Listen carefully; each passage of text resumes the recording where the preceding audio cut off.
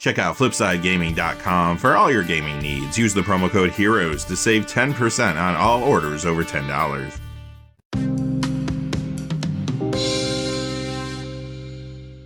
Hey there, this is John from Heroes and Legends, and welcome to the special edition of the Magic the Gathering Market Watch. It is that time of the week again to count down the 10 hottest cards of the week. And as you're going to see, most of the cards are moving because of Kamigawa Neon Dynasty, and for the most part because of commander decks that people are trying to build around these new cards. Before we get into the top 10, though, just a fast reminder, if you go to FlipsideGaming.com, you can use the Heroes promo code to save 10% on orders over $10. Currently, you can pick up Kamigawa Neon Dynasty products there, but they have a whole lot of other things on their website, too. Remember, if your order's over $100 or consists only of singles, shipping will be free in the United States. Also, whenever you use that promo code, it does support the channel, which is always appreciated, so thank you. And without any further ado, let's get into it. Number 10 is Volcanic Offering. The Commander 2014 copy is up 246 this week to $499. That is a 97% increase. The Commander Anthology Volume 2 copy is up 249 to $569. That is a 78% increase. So quickly, before I talk more about this card, just wanted to let you know how we compile our top 10 every week. We look at two major pieces of criteria. The first is a percentage increase in the value of the cards we're talking about. And secondly, we want to make sure there's a true increase in sales out there. So if you're expecting a card to show up in the top 10 and it is not here, then it fell short in one or both of those categories. So with that out of the way, let's talk more about Volcanic Offering. This card has seen increased commander play now thanks to Kamigawa Neon Dynasty. Mostly it's because of Hinata Dawn Crowned. I'm seeing this in a lot of those deck lists. To a lesser degree, though, I have seen this in Go Shintai of Ancient Wars and also in Isshin 2 Heavens is One. And number 9 is Cream of the Crop. It rises to the top yet again. It is up 321 this week to 1245. That is a 35% increase. This is seeing some increased commander play as a way to smooth out some new decks coming from Kamigawa. Some players are picking this up as an upgrade to Upgrades Unleashed. Others are putting this in fresh builds around a card from there, Chishiro the Shattered Blade. Also, it's in Sithis Harvest hand builds, and there's a lot of people going back to those decks or rebuilding them really because of all the new enchantment focus that we're seeing in Kamigawa. Not to mention, this is a Morningtide rare that is yet to be reprinted, so it does not take a whole lot for these type of cards to typically move.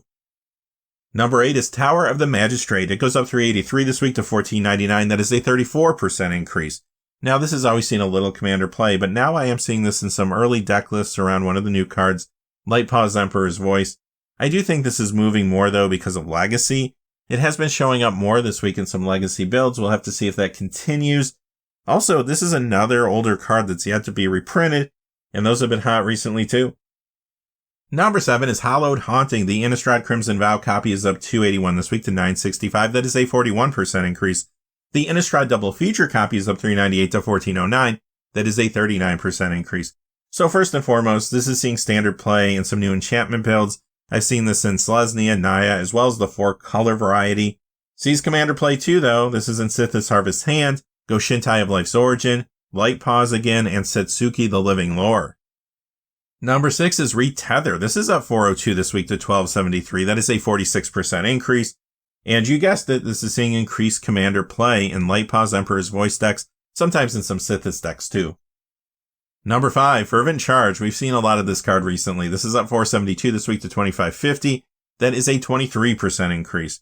So in the past, this did see a tad bit of commander play, but this is another card that is being pushed because of a new Kamigawa card. It's in a lot of commander builds around Isshin 2 Heavens is One. As a matter of fact, recently, both the Command Zone podcast as well as Tolarian Community College talked about Isshin builds and included this card in their videos. Plus, it was in an Isshin deck on game nights as well, so I'm sure all of that brought more attention to it. And again, this is another older card that's yet to be reprinted. Number 4, Mind Leech Mass, up 611 this week to $1150. That is a 113% increase. So this did see some increased commander play not too long ago in Umbra Sphere Manifest decks. Now players are putting this in a new build from Kamigawa, Satoru Umezawa, and to a lesser degree, Kotosi the Silent Spider. Number 3 is Hero of Bladehold, up 868 this week to $1987. That is a 78% increase.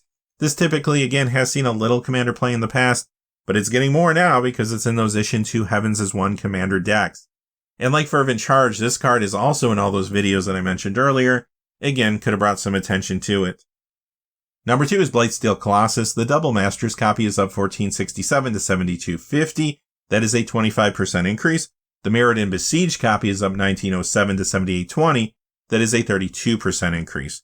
So in Vintage, sometimes you see this in Esper Tinker, but again, it's all about Commander here. This is in a good amount of Commander builds, but it's in a new one. That is Satoru Umezawa, since this is a great card to give ninjutsu to. And number 1 is kind of our odd card out. This is City of Shadows. Only reserve list card today, but it is up 6105 to 22543. That is a 37% increase. So this does get a little Commander play, but it was the target of a buyout recently. We've talked a lot about this card over the last few weeks. Alpha Investments did a video discussing the price trends behind it a number of weeks ago too. That brought more attention to the card. And when cards do start jumping in price, it kind of creates a snowball effect. Sure, this does see a little Commander play, but unlike most of the cards we talked about today, that's not really the key driver. Alright, that's going to do it for our top 10 hot cards of the week, but remember to join us this weekend for our regular episode of the Market Watch, where we deep dive into everything that's happening in the secondary market. Until then, hey, stay safe out there. Thanks for watching. Please remember to like and subscribe, and have a great day. Hey, thanks for watching. This video is made possible through the generous support of viewers like you on Patreon.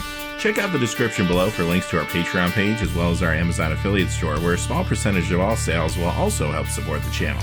Finally, if you haven't had a chance yet to subscribe, hit that subscribe button so you don't miss any of the new videos on Heroes and Legends. Talk to you again soon, and have a great day.